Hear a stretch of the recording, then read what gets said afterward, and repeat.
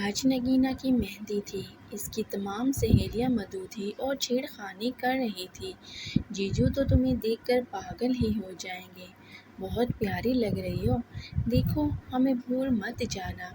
ارے شادی ہونے دو، دیکھنا ہمارا نام تک بھول جائے گی۔ جیجو کے ساتھ بات کیا کرے گی۔ شادی کے بعد اس کی سہیلیاں کہکے لگا کر ہنس رہی تھیں۔ چلو ہٹو، میری بیٹی ایسی نہیں ہے کہ کسی کو بھول جائے۔ نگینہ کی والدہ جو سارا ماجرا دیکھ اور سن رہی تھی، مسکراتی ہوئی نگینہ کے سر پر ہاتھ رکھ کر اسے دعائیں دینے لگیں۔ یہ لمحات کیمرے نے محفوظ کر لیے۔ نگینہ کی والدہ کی اس سے پہلے کہ آنسو آتے، وہ آنسو چھپا کر اندر کمرے میں جا کر پھوٹ پھوٹ کر رونے لگیں۔ بیگم کیا ہوا؟ خوشی کا لمحہ ہے اور تم رو رہی ہو۔ ہماری بیٹی محل میں جا رہی ہے، اسے دعائیں دو اور چلو چپ رہو۔ نگینہ کے والد نے نگینہ کی والدہ کو گلے لگاتے ہوئے سہارا دیا اور چپ کرواتے ہوئے تسلی دی۔ نگینہ سرخ جوڑے میں ملبوس، نظروں کو جھکائے اب ڈولی کا انتظار کر رہی تھی۔ نگینہ پہ آج ایسا نکھار آیا ہوا تھا کہ اس سے پہلے نگینہ پہ اتنا نکھار نہ آیا۔ شاید یہ محبت کا نکھار تھا جو صرف نگینہ ہی سمجھ سکتی تھی۔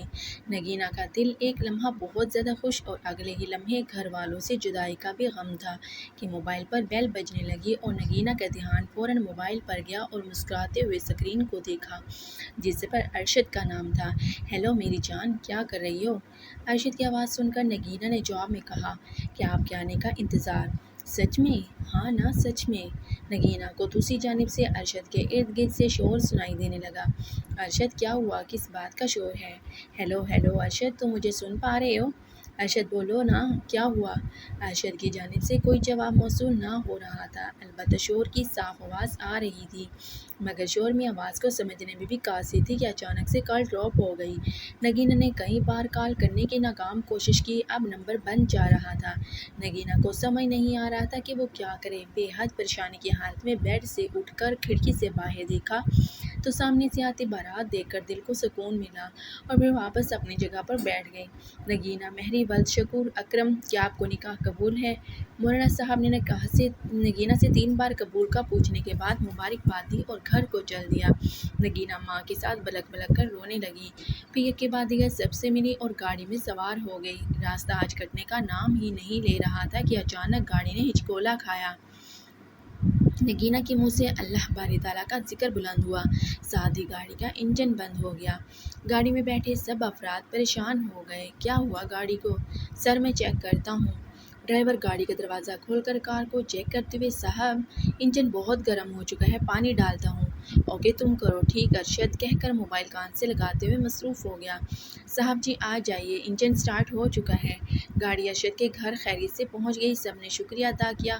نگینہ نے پہلے قدم گاڑی سے نیچے اتارا، ذرا سی نگاہ اٹھا کر دیکھی تو کم لائٹوں سے سارے محل جگمگ کر رہا تھا۔ قدم نیچے رکھتے ہی گولوں کی آواز سے محل گونجنے لگا۔ نگینہ اب گھر کے اندر قدم رکھ چکی تھی۔ ارشد کے گھر میں ان کے قریبی 2.4 خاندان کے لوگ ہی آئے تھے۔ نگینہ کے قدم زمین پر پڑتے ہی گولوں کی آواز گونجنے لگی جس سے ماحول میں 4 چاند لگ گئے۔ ارشد کی کزنز نے مل کر نگینہ کا بھرپور استقبال کیا۔ بھائی پیسے؟ ارشد کی فیملی میں دروازہ رکھوائی کی رسم تھی۔ تمام کزنز اکٹھی ہو کر ارشد سے پیسے ایسے مانگنے لگی جیسے تاوان مانگا جاتا ہے۔ ارشد کی چونکہ کوئی بہن نہ تھی، اس لیے وہ اپنی کزنز کو ہی بہنیں مان رہا تھا۔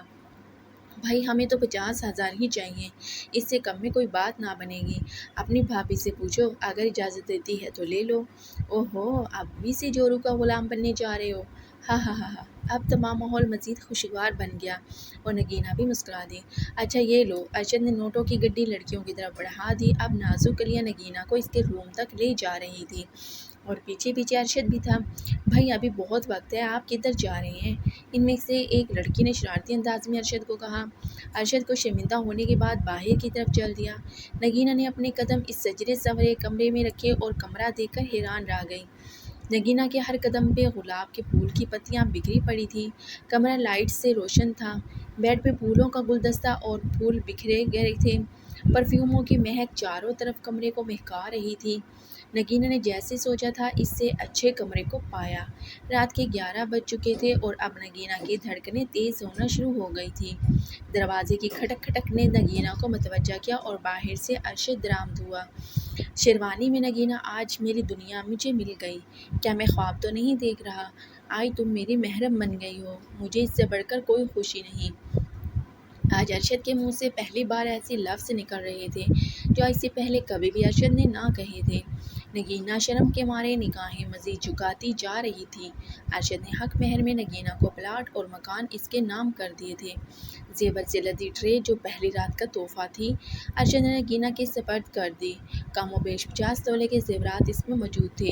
مخمل کی چادر پہ بیٹھی تھی جو بے حد سکون دہ تھی۔ ارشد نے نگینہ کا ہاتھ تھام لیا۔ رات آنکھوں میں کٹی۔ ارشد آپ اتنا چاہتے ہیں، مجھے آج سے پہلے کبھی پتہ ہی نہیں چلا۔ نگینہ، جو کچھ تمہارے آنے کے بعد مجھے حاصل ہوا، تمہارے آنے سے پہلے میں یہ نہ تھا جو آج ہوں، اور تمہاری بدولت ہی ہوں۔ ارشد ہاتھ میں نگینہ کو ہاتھ لیے میں گفتگو تھا۔ دروازے پہ دستک ہونے سے پتہ چلا کہ صبح کے 6 بج چکے ہیں۔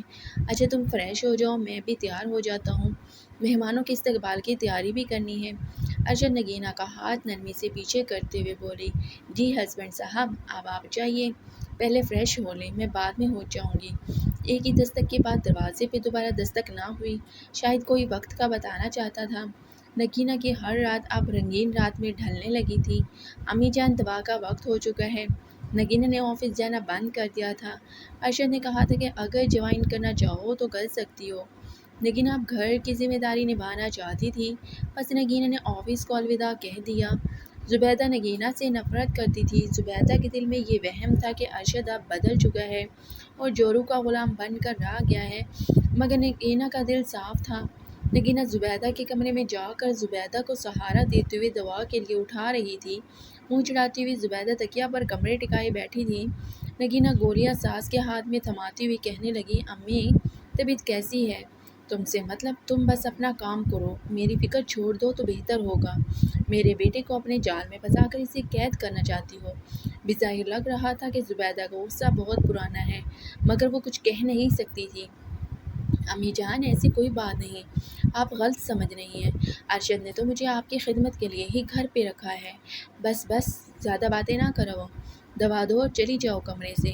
نگینہ بنا کچھ بولے دوا دے کر اپنے کمرے میں چلی گئی۔ شادی کو 1 ماہ ہو چکا تھا۔ امی کی طبیعت کیسی ہے؟ ارشد آفس سے دیر سے آتا تھا۔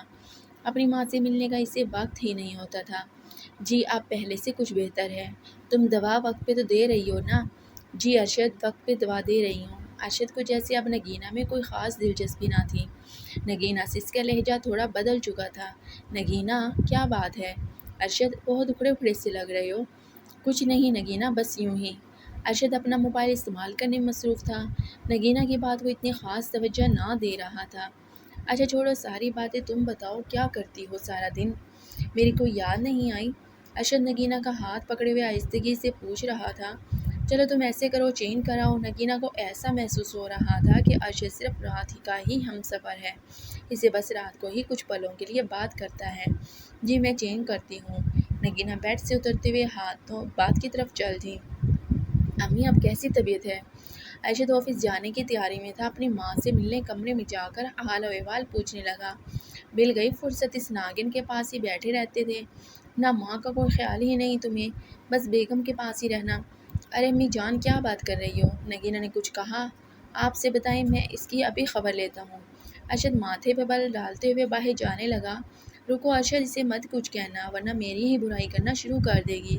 امی ہوا کیا ہے، مجھے بتائیں تو صحیح۔ ارشد زبیدہ کے پاس بیٹھتے ہوئے پوچھ رہا تھا۔ بیٹا تم غریب گھرانے کی لڑکی کو بیاہ لائے ہو، اپنا اسٹینڈرڈ تو دیکھو اور اسے دیکھو کس کوڑا اٹھانے والے کے خاندان کی لگتی ہے۔ امی بس کریں، اگر اس نے سن لیا تو کیا سوچے گی؟ اچھا میں ایک کام کرتا ہوں، مہوش کی ڈیوٹی لگا دیتا ہوں، نگینہ آپ کے پاس نہیں آیا کرے گی۔ بیٹا میں فکر مند ہوں کہ وہ تمہیں مجھ سے دور کر دے گی۔ زبیدہ جھوٹے آنسو آنکھوں میں لاتے ہوئے ارشد کو پگلانا چاہتی تھی۔ اچھا امی، میں کچھ دنوں کے لیے اسے اس کے میکے بھیج دیتا ہوں، پیچھے آپ کا خیال مہوش کر لے گی۔ ہیلو رشید، کل سے مہوش کو کام پہ لے آنا۔ ارشد کان پہ موبائل لگاتے ہوئے رشید سے بات کر رہا تھا۔ بہت مہربانی صاحب، جی کل سے آ جائے گی۔ نگینہ آج باہر چلتے ہیں، ڈنر باہر ہی کریں گے۔ رات کو ارشد آج جلدی گھر آ گیا تھا۔ نگینہ نے اس بات میں سر ہلایا اور تیار ہونے لگی۔ میں نے مہوش کو کام پہ رکھ لیا ہے، تم سارا دن گھر کے کام کرتی رہتی ہو، تمہاری مدد کے لیے رشید کی بیٹی کو رکھ لیا ہے۔ ٹھیک ہے ارشد، غریب لوگ ہیں، یہاں کی انکم سے وہ والدین کا سہارا بھی بن جائے گی۔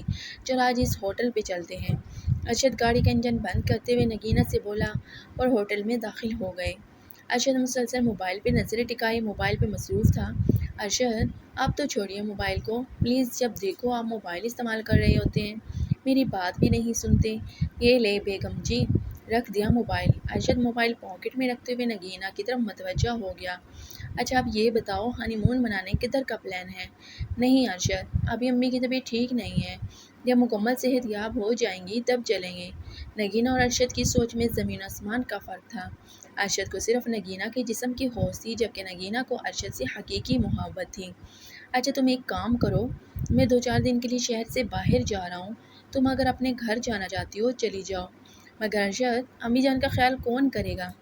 ارے تم اس بات کو چھوڑ دو، مہوش کل سے کام پہ آ جائے گی اور میں تمہیں صبح ڈراپ کراؤں گا۔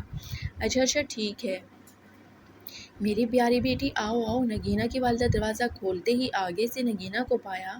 کیسی ہے میری بیٹی؟ نگینہ کی والدہ نے اسے گلے لگاتے ہوئے حال و احوال طلب کرنے لگی۔